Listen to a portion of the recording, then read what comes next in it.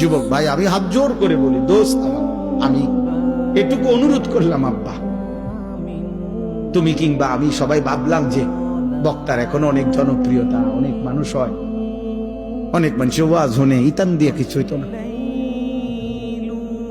না আমার না আপনার, বরং আমরা প্রত্যেকেই আমাদের জীবনের মধ্যে যেন ভারসাম্যতা আনে। আমাদের জীবনের একটা ভারসাম্য দরকার, ব্যালেন্স দরকার।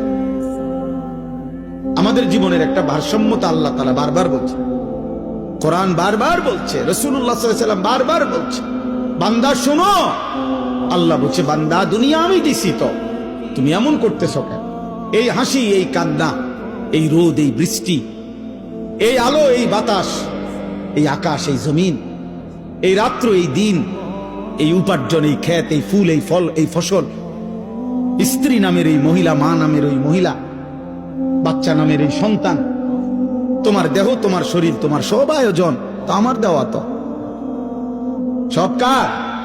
এ তো আমার দেওয়া বান্দা, এ তো আমি দিছি তোমার জন্য, তোমারে দেওয়ার জন্য, ভোগ করার জন্য দিছি তো আমি তো তোমার সব চাহিদা আমি দিছি।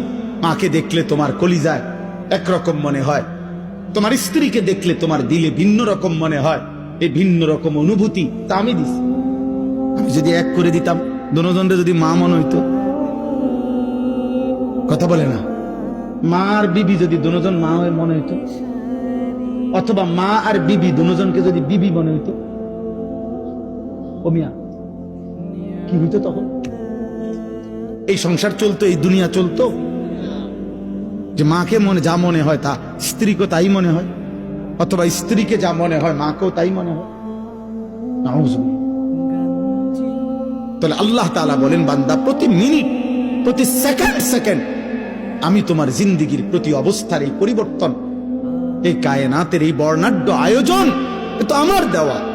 তা আমি তো বাদ দিতে বলি নাই, আমি তো বিয়ে করতে নিষেধ করি নাই, আমি আল্লাহ তো উপার্জন করতে নিষেধ করি নাই, আমি তো খাবার খাইতে নিষেধ করি নাই, আমি পেশাব করতে নিষেধ করি নাই, আমি পানি পান করতে নিষেধ করি নাই, আমি স্বামী স্ত্রী মিলিত হইতে নিষেধ করি নাই, কোলের বাচ্চা আদর করতে তো আমি নিষেধ করি নাই।